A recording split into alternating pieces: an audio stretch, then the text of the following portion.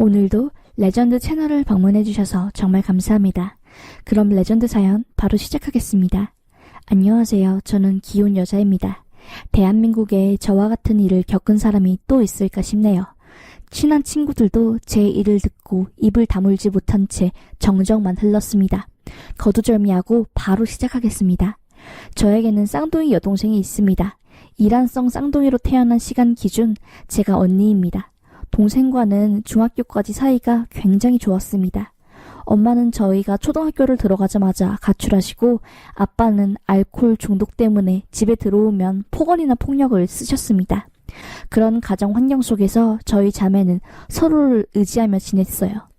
저는 공부를 열심히 해 대학을 가 빨리 이 집안을 탈출하자는 생각이었고, 동생은 대학이고 뭐고 그냥 바로 취업하자는 마인드였습니다. 뭐가 되었든 각자 능력 길러서 거지 같은 아빠의 소나기 속에서 탈출하자는 생각뿐이었어요. 그런데 중학교 때 사춘기가 심하게 온 여동생은 조금씩 삐뚤어졌고 결국 고등학교 올라가서 공부를 완전히 손에 놓아버리고 소위 날라리가 되었습니다. 가난하고 희망이라고는 없는 가정 환경에서 저는 분노를 디딤돌 삼아 이 악물고 공부했고, 여동생은 분노 속에 사로잡혀 무기력한 채 희망이 없는 사람처럼 살아갔지요. 수차례, 아니 수백 번을 동생에게 말했습니다.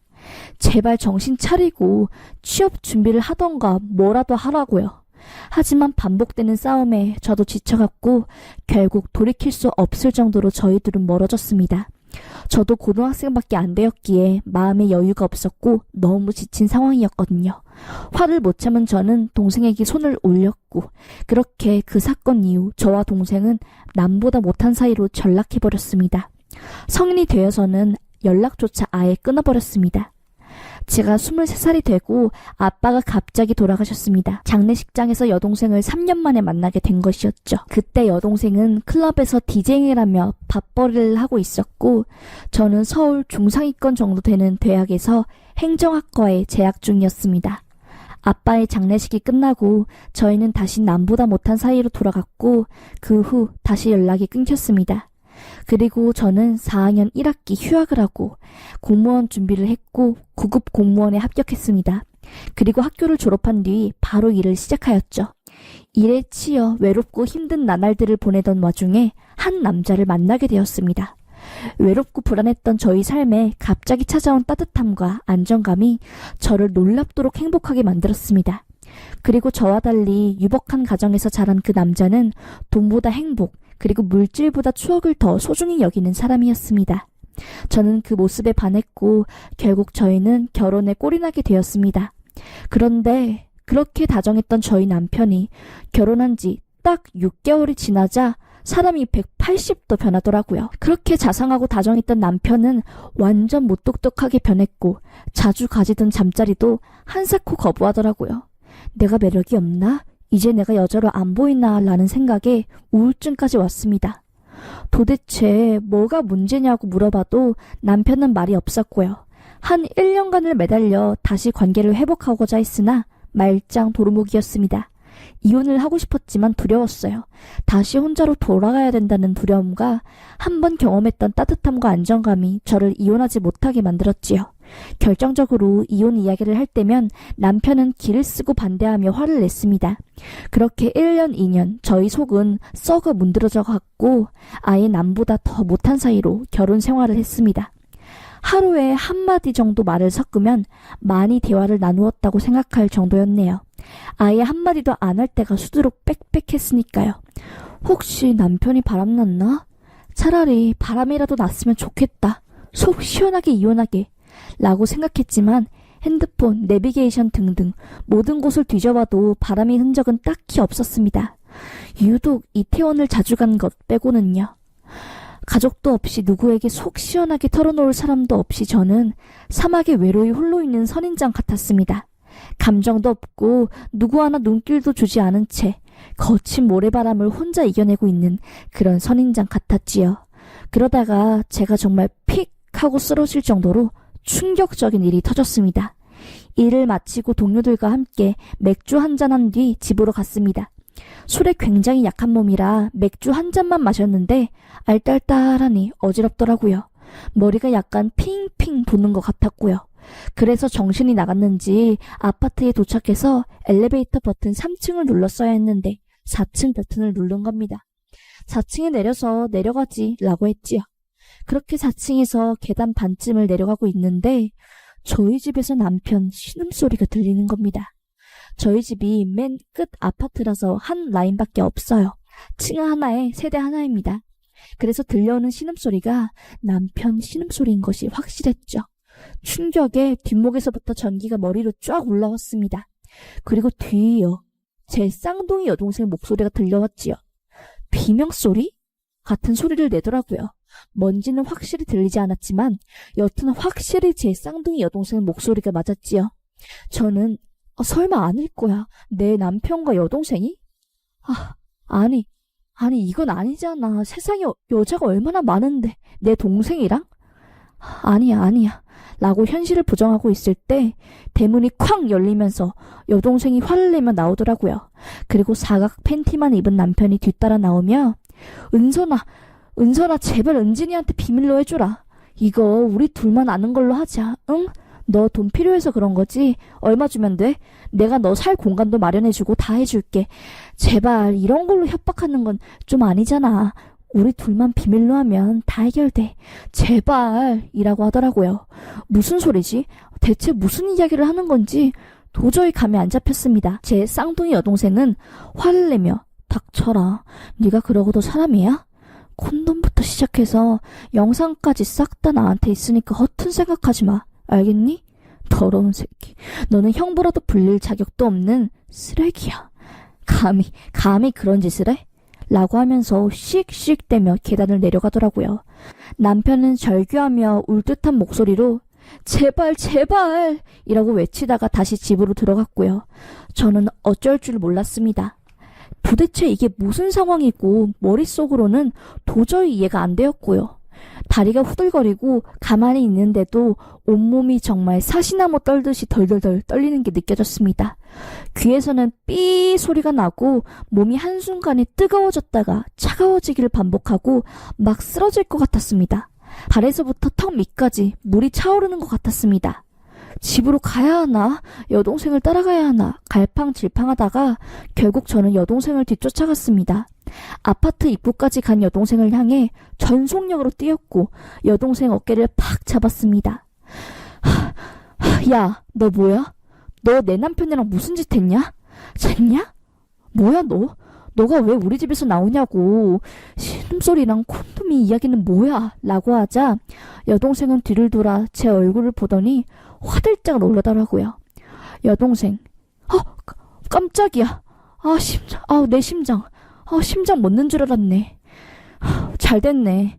뭐 나랑 형부, 아니 그 개새끼랑 잤냐고? 무슨 토 나오고 그런 역겨운 소리를 해. 알지도 못하면서 속단하지 마. 됐고, 나 지금 형부, 아니 그 개놈 새끼랑 한판하고 와서 힘들거든. 저기 벤치 가서 말하자 라고 하고 벤치로 뚜벅뚜벅 걸어갔습니다. 그렇게 저희는 벤치에 앉아 이야기를 시작했습니다. 언니, 놀라지 마. 나 이태원에서 디제잉이랑 이것저것 일하는 거 알지? 일이 이래서 그런지는 몰라도 내 주변에 게이 되게 많거든? 나랑 제일 친한 오빠도 게이야. 우리 집 가정사 전부 알고 있는 오빠고. 그 오빠 따라서 게이바 갔는데 거기 형부 있었어. 나 깜짝 놀라서 쓰고 있던 모자 푹 눌러 쓰고 주머니에서 마스크 꺼내서 얼굴 가렸지. 그 오빠한테 키 크고 몸 좋아 보이는 저 사람 우리 형부라고 말하니까 그 오빠가 깜짝 놀라더라고. 그리고 형부에 대한 이야기를 들려줬어.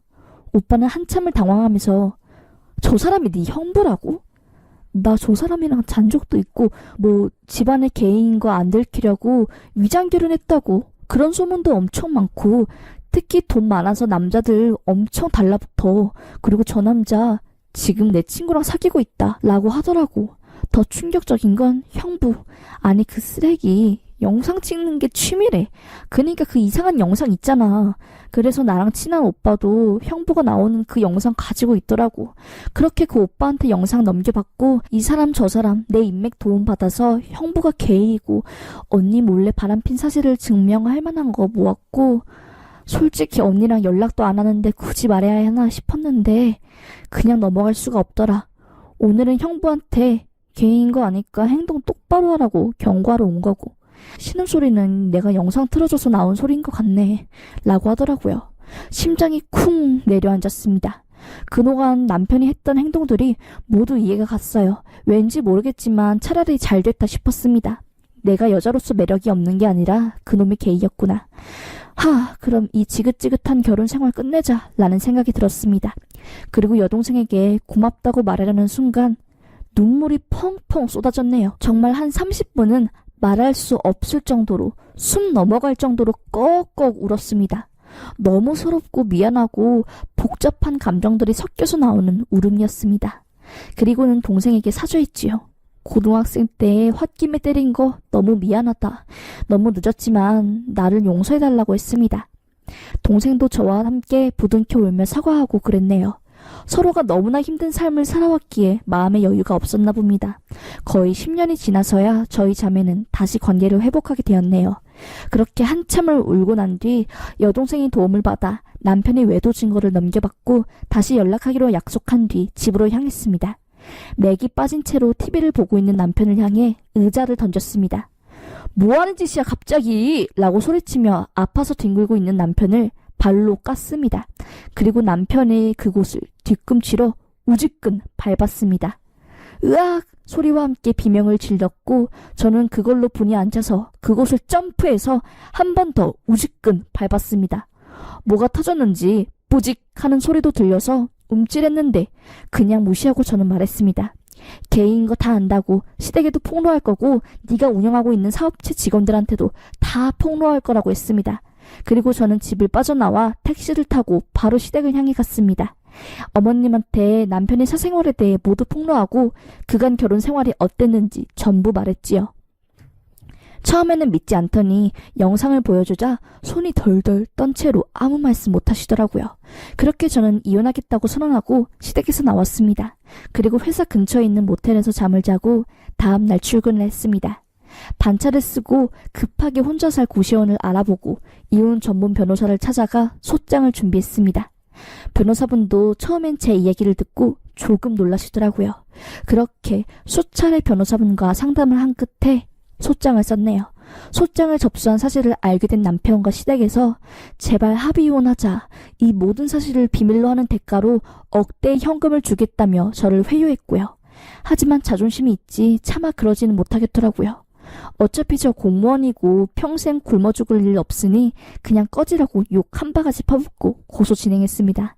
정신적 육체적 피해랑 위자료 전부 나오면 작은 원룸이라도 이사 가려고요. 지금은 소송 비용 때문에 목돈 나갈 일밖에 없어서 고시원에서 지내고 있지만요. 그래도 그냥 좋게 생각하려고 합니다. 이제라도 알아서 다행이라고 생각해요. 그놈이 까딱 잘못하면 제가 보낸 사연에 그놈 실명까지 전부 까발릴 생각입니다. 안전장치로 이렇게 사연을 보내게 되었습니다. 그럼 저는 소송 끝나고 후기로 다시 찾아오겠습니다. 감사합니다. 나는 사연이었습니다. 이 사연은 제보 사연으로 저작권은 레전드 채널에 귀속됩니다. 감사합니다.